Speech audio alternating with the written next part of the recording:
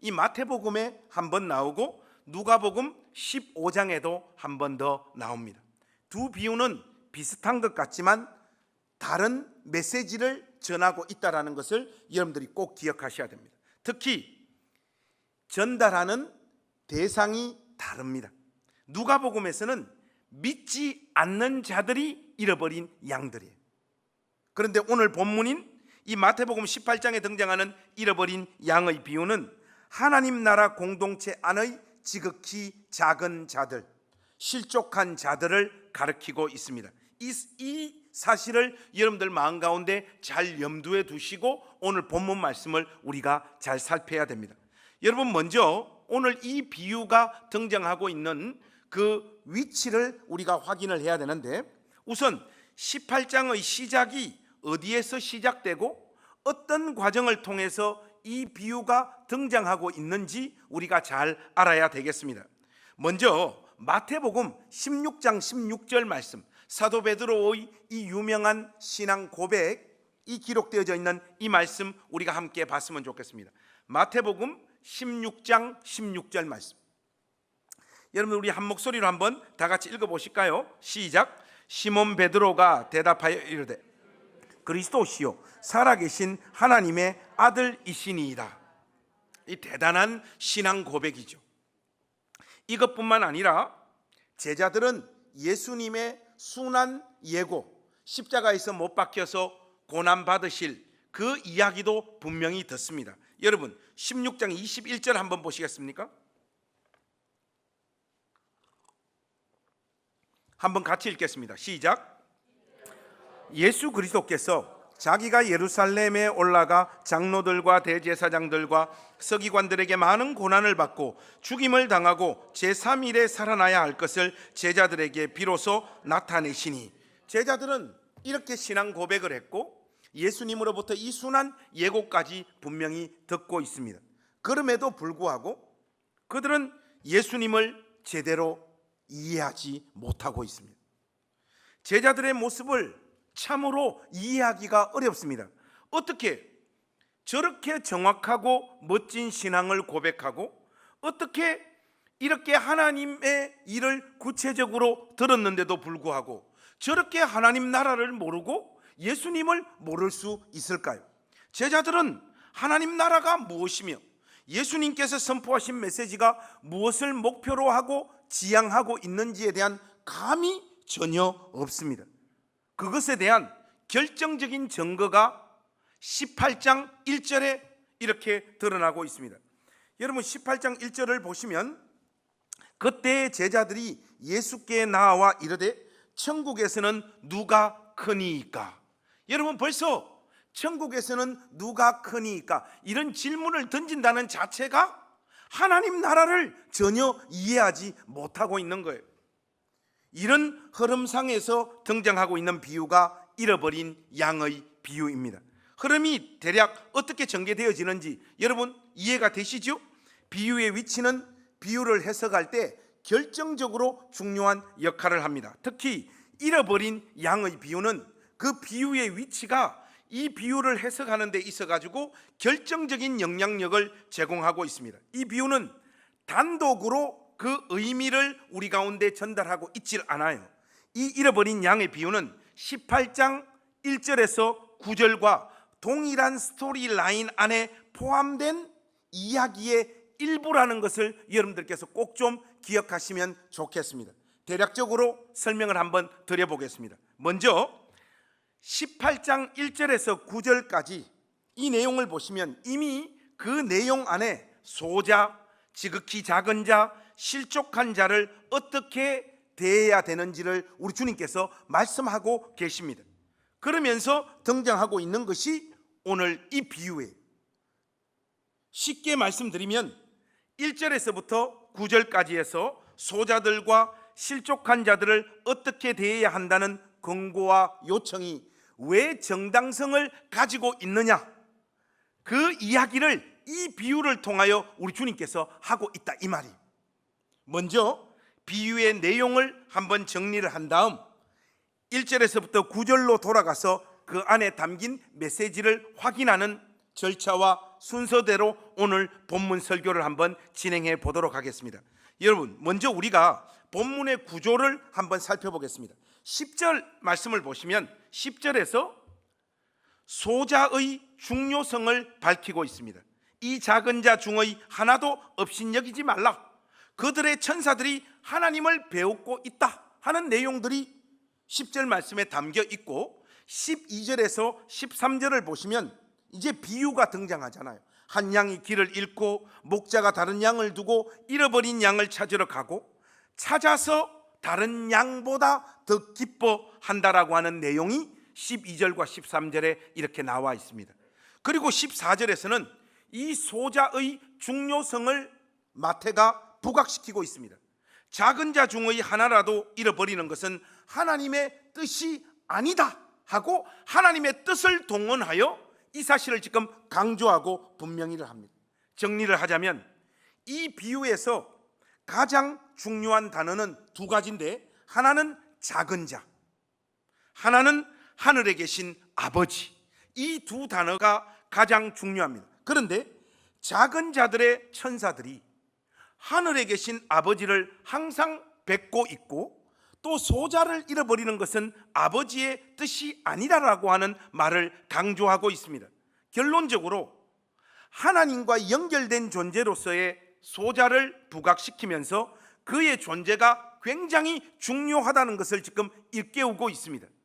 그런데 소자를 중요한 자리로 자리매김해 준 결정적인 이유인 10절의 말씀, 그 10절의 말씀의 의미가 도대체 뭔지 이해하기가 만만치가 않습니다. 여러분 10절 말씀 한번 보시고 그 말씀을 여러분 나름대로 한번 이해하려고 노력해 보십시오.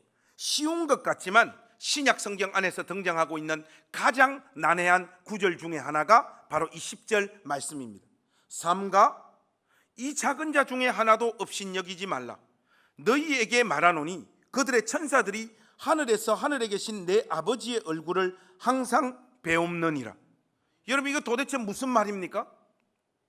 가장 대표적인 해석을 두 가지만 여러분들에게 소개를 하자면, 여러분 이 말씀 한번 가만히 보십시오. 먼저는 한 사람에게 천사 하나가 배당되어져 있다라고 하는 사상, 즉 수호 천사의 개념이 여기 지금 살짝 드러나고 있지 않습니까? 그렇죠?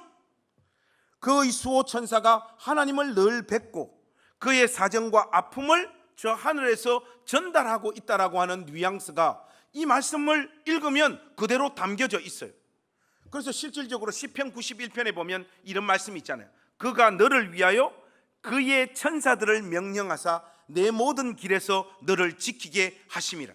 이런 구절들을 근거로 해서 지금 이 18장 10절 말씀은 한 영혼에 대한 수호 천사가 한 명 배당되어져 있는 것이다 라고 이 말씀을 해석하는 신학자들이 있습니다. 이게 한 부류가 있고, 또 하나는 죽음 이후에 그 아무리 이 세상에서 보잘것없고 비천하게 살은 아무리 작은 자라고 해도 그의 영이 하나님을 뵙게 된다라고 하는 말이다, 이렇게 주장하는 신학자들이 있습니다. 수호 천사가 따로 있고 작은 자가 따로 있는 것이 아니라 작은 자가 죽고 난 이후 그 영이 하나님을 늘 만난다, 이런 의미이다, 이렇게 이 말씀을 해석하는 사람들이 있습니다. 이 말씀을 뒷받침하는 레퍼런스는 마태복음 22장 30절에 보시면 부활 때는 장가도 아니가고 시집도 아니가고 하늘에 있는 천사들과 같으니라, 이 표현을 가지고 이 두 번째 해석을 또 뒷받침하는 신학자들도 있습니다. 우리 낮은담 교회 가족들은 이 말씀을 읽었을 때 1번 해석이 좀 맞다고 생각되십니까? 아니면 2번 해석이 좀 맞다고 생각하십니까? 저는 자꾸 이상한 게 손을 들으라고 하고 싶어요. 이게 병인지 어떤지 모르겠는데, 그리고 저의 정답이 주로 어디에 있는가 여러분들이 지금 정도면 이제 눈치를 채셔야 됩니다. 아직도 눈치를 못 챈 분들은 학교 다닐 때 공부를 못한 분들입니다. 자, 여러분 1번이 맞는 것 같다는 분 손 한번 들어보세요. 성적이 안 좋은 분들입니다. 여러분들 2번이 맞다고 생각합니다. 2번 손 드는 분들은 1번 분들을 무시하는 거예요. 어떤 해석이 더 나은 해석일까요? 이 신학자들 사이에서도 정리되기가 쉽지 않습니다. 저도 솔직히 잘 모르겠어요. 어떤 해석이 더 성경적인가. 여하튼 여기에서의 지금 강조점은 지극히 작은 자는 하나님과 밀접한 관계에 놓여 있는 존재이기에 아주 중요한 인물이다 하는 사실을 강조하고 있는 것이 분명합니다. 얼마나 소중한 존재인지 12절과 13절에 보면 그들을 향한 하나님의 애끓는 정성이 선명하게 보여지고 있지 않습니까? 너희 생각에는 어떠하냐? 만일 어떤 사람이 양 100마리가 있는데 그 중에 하나가 길을 잃었으면 그 99마리를 산에 두고 가서 길 잃은 양을 찾지 않겠느냐? 진실로 너희에게 이르노니 만일 찾으면 길을 잃지 아니한 99마리보다 이것을 더 기뻐하리라. 지극히 작은 자를 향한 하나님의 애끓는 마음이에요. 그 작은 자 하나가 바로 하나님 앞에서 그런 존재들이기에 그들을 어떻게 대하라고 우리 주님께서 이 말씀을 통하여 말씀하고 있습니까? 여기에서 우리는 이제 18장 1절로 올라갈 필요가 있는 겁니다. 이 비유가 시작된 계기를 이미 제가 여러분들에게 설명을 드렸죠. 주님, 누가 더 큰 존재입니까? 이 질문 때문에 오늘 이 비유가 등장하고 있지 않습니까? 제자들은 예수님을 그렇게 쫓아다녔지만 그들은 예수님이 의도하셨던 길과 목표에 대해서는 무지한 자들이었습니다. 그러니까 저들의 입에서 이런 질문들이 툭 튀어나오는 거예요. 누가 더 큰 존재입니까? 이런 무지한 질문에 예수님께서 어떤 답변을 주고 계십니까? 마태복음 18장 2절에서 4절 말씀입니다. 여러분, 이 말씀은 중요하니까 우리가 한 목소리로 2절에서부터 4절까지는 한번 같이 읽었으면 좋겠습니다. 같이 읽겠습니다. 시작. 예수께서 한 아이를 불러 그들 가운데 세우시고 이르시되 진실로 너희에게 이르노니 너희가 돌이켜 어린아이들과 같이 되지 아니하면 결단코 천국에 들어가지 못하리라. 그러므로 누구든지 이 어린아이와 같이 자기를 낮추는 사람이 천국에서 큰 자니라. 어린아이와 같이 된다라고 하는 이 말의 의미는 그들의 믿음과 그들의 마음의 순진함을 말하는 것이 아닙니다. 애새끼들 키워보면 다 죄인들이에요. 그들은 순진하지 않습니다.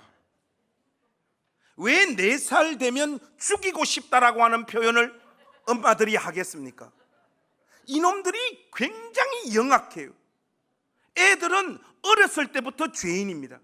순진하지 않습니다. 어른들하고 규모와 수준만 다를 뿐이지 그때부터 잔머리를 쳐 굴립니다. 그리고 철저하게 이기적이고 자기중심적입니다. 이것은 아이들을 양육해보면 누구나 다 알 수 있습니다. 저 말을 여러분 오해하지 말고 들으십시오. 왜 잠언 같은데 읽어보면 아이들을 양육할 때 초다를 아끼지 말라고 하나님께서 말씀하고 계시겠습니다. 인간은 철저하게 자기중심적인 그 죄성들을 어린 시절부터 가지고 있는 거예요. 순진한 존재는 없습니다. 여러분들이 그럼에도 불구하고 우리 아이는 목사님 그래도 굉장히 순수합니다, 끝까지 우기는 분들이 계세요. IQ가 떨어지는 거예요. 그렇지 않습니다. 성경은 모든 인간이 하나님 앞에서 자신의 그 자기 중심성을 이기지 못하는 죄인들이라고 분명히 못을 받고 있습니다. 4절 말씀을 근거로 우리가 이야기를 해야 되는데 이 말씀의 의미를 제대로 이해하기 위해서는요, 여기에서 예수님께서 의도하신 바는 사회적인 지위로 볼 때 보잘것없고 전혀 관심을 받지 못한 이 내용을 지금 강조하고 있습니다. 그러면 또 우리는 어떻게 이 말씀을 어린아이와 같이 되라고 하는 이 말씀을 적용을 하는가 하면, 자, 그러면 우리는 보잘것없는 존재가 되고 전혀 관심 받지 않기로 작정합시다. 또 이렇게 이 말씀을 적용을 합니다. 이렇게 나가는 사람들은 이 말씀을 완전히 오해하는 거예요. 이것은 어떤 행동을 촉구하고 있는 말씀이 결단코 아닙니다. 어린아이는 말이죠, 자기 자신들이 보잘것없는 존재며 전혀 관심 받지 못하는 존재라는 인식 자체가 없습니다. 아이들은 자신들의 연약함으로 인해 부모라는 존재를 의지하지 않으면 살 수 없는 자들입니다. 하나님을 향한 절대적인 의존 상태에 있는 자들이 하나님 나라에 합당하다는 말씀을 우리 주님께서 하고 계신 거예요. 한마디로 자기 자신을 지극히 작은 소자로 인식하는 자만이 하나님 나라에 적합한 사람임을 우리 주님께서 지금 강조하고 있는 말씀입니다. 그런데 여러분, 제자들의 상태는 어떠합니까? 주님, 천국에서 누가 더 큰 자들입니까? 한심한 거죠. 하나님의 보호와 은혜가 없이는 단 하루도 살 수 없는 자들임에도 불구하고 자기들끼리 누가 더 큰 자인가를 지금 다투고 경쟁하고 있단 말이죠. 여러분, 인간들이 이렇게 다른 사람과 자기의 모습을 비교하려고 하는 이 죄성, 비교해서 내가 그래도 저 사람보다는 좀 더 낫다라고 하는 이 죄성, 이게요 얼마나 지독한가 하면 노숙자들 사이에도 등급이 매겨진다는 사실 여러분 알고 계십니까? 노숙자들 중에서 강남에 사시는 분들이 누군가 하면 삼성 냉장고 박스에서 주무시는 분들이에요. 노숙자들 중에서 중산층이 누구냐? 신문지 덮고 주무시는 분들이에요. 노숙자 중에서 서민들은 누구냐? 그냥 자기 옷만 입고 자는 사람들입니다. 그들 가운데 가보시면요, 박스 하나, 신문지 하나 가지고 싸움하고 난리나. 그 사역을 한 목사님으로부터 제가 직접 들은 이야기들이에요. 많이 가진 자들만 서로를 비교하고 우월한 마음을 가지는 것이 아니라 인간의 죄의 뿌리가 얼마나 깊은지 가장 낮은 자리에 있는 사람들도 그 가장 낮은 자리에서 서로를 비교를 하는 거예요.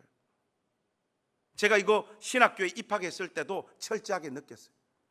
신학대학 이 기숙사에 보통 보면 이제 선후배들이 이렇게 같이 모여서 사는데 보통은 정서적으로 또 신앙적으로 성격이 이렇게 비슷한 사람들이 함께 모여서 살죠. 우리 방에도 이렇게 4명이 제가 군에 갔다 와서 방 식구들을 이렇게 다 모았는데 이야기를 하다 보니까 자기가 더 고통스럽고 힘든 어린 시절을 보낸 것을 자랑하기 시작을 하는 거예요. 그러니까 우리 막내가 먼저 시작을 하는 거예요. 우리 아버지는 사찰 집사님이셨다. 사찰 집사님으로 30년 계시면서 그 목사님한테 시달리면서 서러움 받았던 거기서 우리가 살면서 얼마나 우리 가운데 울분이 많았는지 아냐고. 그 말 한마디 하니까 뭐 방 식구 분위기가 그냥 숙연해지고 게임이 끝나야 되는데 인간은 쉽게 져주지 않습니다. 그 위에 중방이 뭐라고 이야기하는가 하면 우리 아버지는 팔이 하나 없습니다.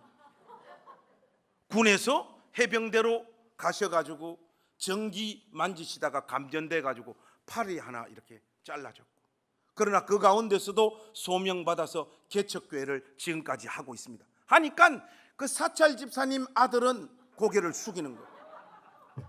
이러면 여러분 이야기가 끝나느냐? 그게 아닙니다. 그때 제가 나타난 거예요. 우리 아버지 아느냐? 이사 36번 했다 내가. 우리 엄마, 우리 아버지, 우리 형님 이야기하니까 형이 우리의 방장인 이유를 이제서야 알겠습니다. 이렇게 나오는 거예요. 여러분, 인간이 그런 존재예요. 고생하고 아프고 힘들었던 것도 다른 사람들보다 내가 더 많이 했다라는 것을 강조하면서 거기에서 의미 부여를 하고 우월감을 가지려고 하는 게 인간이란 말이죠. 이러니 예수님께서 말씀하시는 하나님 나라를 제자들이 어떻게 이해할 수 있습니까? 하나님의 은혜와 보호, 지키심, 늘 붙잡아 주시는 그 은혜가 없이는 단 하루도 살 수 없는 지극히 작은 소자들이 자기들끼리 우리 중에 누가 더 큰 자입니까? 이렇게 지금 이야기하고 있는 이들이 어떻게 하나님 나라와 예수님께서 말씀하시는 그 말씀의 진의를 이해할 수 있겠냐 말이에요. 예수님은 제자들의 질문에 기존의 인간들이 가지고 있는 인식과 체계를 뒤집어 엎는 말씀을 토하고 있는 것입니다. 이어서 바로 그 지극히 작은 자들에 대한 하나님 나라의 백성들의 자세가 어떠해야 되는지에 대해서 말씀하고 있습니다. 지극히 작은 자를 어떤 자세로 대하는지가 그 사람이 하나님 나라에 합당한 사람인지 아닌지를 오히려 우리 주님은 설명하고 있다 이 말이에요. 18장 5절에서부터 8절 말씀이 바로 그 내용입니다. 여러분, 이 내용은 오늘 설교의 핵심되는 내용이기 때문에 우리 공동체가 한 목소리로 두렵고 떨리는 마음으로 함께 같이 읽기를 원합니다. 5절에서부터 8절 말씀 한번 같이 읽겠습니다. 시작. 또 누구든지 내 이름으로 이런 어린아이 하나를 영접하면 곧 나를 영접함이니 누구든지 나를 믿는 이 작은 자 중 하나를 실족하게 하면 차라리 연자 맷돌이 그 목에 달려서 깊은 바다에 빠뜨려지는 것이 나으니라. 실족하게 하는 일들이 있으므로 말미암아 세상에 화가 있도다. 실족하게 하는 일이 없을 수는 없으나 실족하게 하는 그 사람에게는 화가 있도다. 만일 내 손이나 내 발이 너를 범죄하게 하거든 찍어 내어버리라. 장애인이나 다리 저는 자로 영생에 들어가는 것이 두 손과 두 발을 가지고 영원한 불에 던져지는 것보다 나으니라. 만일 내 눈이 너를 범죄하게 하거든 빼어 내어버리라. 한 눈으로 영생에 들어가는 것이 두 눈을 가지고 지옥불에 던져지는 것보다 나으니라. 여러분, 이 말씀을 가만히 한번 보십시오. 그 내용 자체가 얼마나 무시무시합니까? 예수님은 지옥에 들어갈 인간이 누구냐를 지금 단호하고 분명하게 말씀하고 있습니다. 지극히 작은 자를 무시하는 자, 지극히 작은 자를 실족게 하는 자가 영원한 심판에 처해지게 될 것이라고 우리 주님께서 말씀하고 있습니다. 그러면 천국에 들어가기에 합당한 사람이 누구라고 말씀하고 있습니까? 지극히 작은 소자를 영접한 사람입니다. 저는 이 지점에서 성경을 읽을 때마다 당황스럽고 굉장히 놀라게 됩니다. 왜냐하면 우리가 분명히 알고 있기로는 구원받고 안 받고를 결정하는 것은 예수 그리스도에 대한 믿음의 여부에 따라서 우리가 구원받고 안 받고 하는 거지, 불쌍한 사람, 지극히 작은 소자를 영접하느냐 그들을 도와주지 않느냐로 우리가 천국 들어가고 안 들어가는가가 결정되어지는 거예요. 그러면 마태는 이렇게 이야기를 하고 사도 바울은 지금 다른 내용들을 이야기하고 있는 것이냐? 이것이 신학을 공부하는 내내 저에게 갈등을 불러일으키는 문제들 중 하나였고, 이 마태복음 텍스트로만 이렇게 봤을 때는 이 부분을 이해하기가 쉽지 않습니다.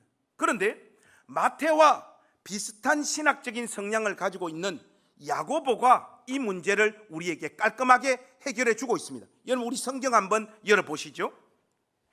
야고보서 2장으로 한번 넘어가 보십시다. 야고보서 2장 1절에서부터 5절 말씀입니다. 야고보서 2장 1절에서부터 5절 말씀. 여러분들, 우리 이 말씀 또 소리내서 한번 다 같이 한번 읽어보겠습니다. 야고보서 2장 1절에서부터 5절입니다. 같이 읽겠습니다. 시작. 내 형제들아, 영광의 주 곧 우리 주 예수 그리스도에 대한 믿음을 너희가 가졌으니 사람을 차별하여 대하지 말라.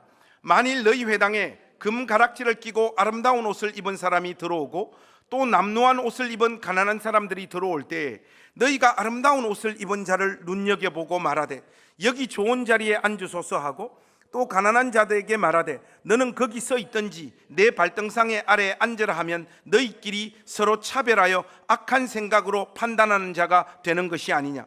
내 사랑하는 형제들아, 들을지어다. 하나님이 세상에서 가난한 자를 택하사 믿음에 부유하게 하시고 또 자기를 사랑하는 자들에게 약속하신 나라를 상속으로 받게 하지 아니하셨느냐. 여러분, 이 말씀 맨 위를 한번 보십시오.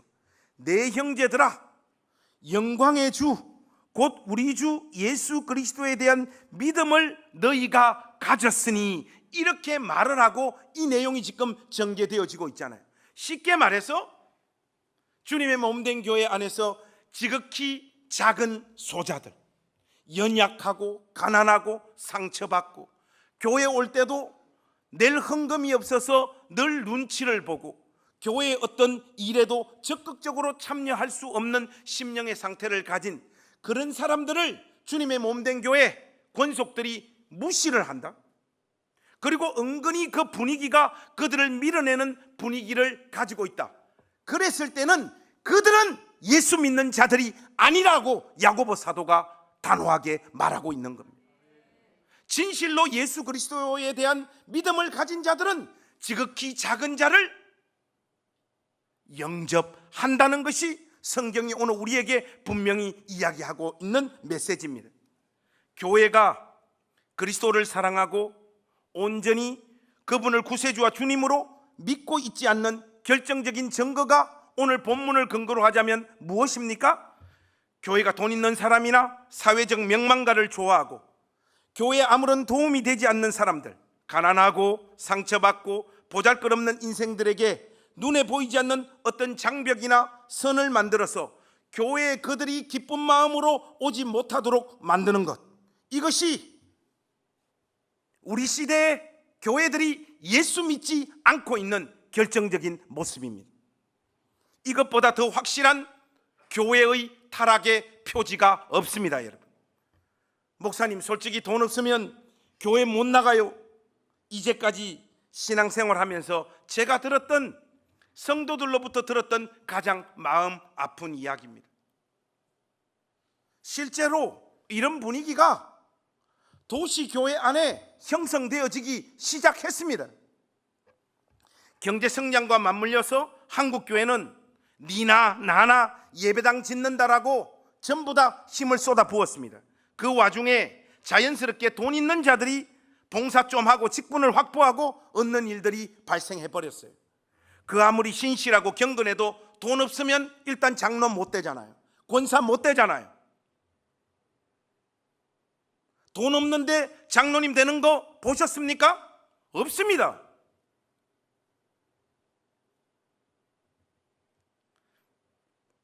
여러분, 우리에게 이런 DNA가 없다라고 여러분 착각하지 마십시오. 아직 우리 교회 부자들이 안 와서 그래요. 저와 여러분에게도 이런 DNA가 똑같이 있습니다. 저에게도 있습니다. 뭔 또 아멘이요. 여러분, 이재용이 우리 교회 와서 집사님 된다고 한번 생각해 보세요. 다들 난리가 날 거예요. 그렇지 않습니까? 이재용이 11조 한 번만 내면 다 끝나는 거잖아요. 벌써 인식에 어떤 게 있는가 하면 교회는 목사님이 이런저런 이야기를 해봐야 결국은 재정이 안정적으로 굴러가야 교회도 유지되어진다라고 하는 생각들이 교회 중직자들 머리 안에 다 자리 잡고 있습니다. 그렇기 때문에 교회 돈 가진 자들이 오면 교회 중직자, 특히 목회자들이 그들을 환영하고 그들과 시간 보내기를 즐겨하고 그들에게 굽신대는 거예요. 이런 것들이 다만 성도들 안에만 들어가 있는 현상이 아닙니다.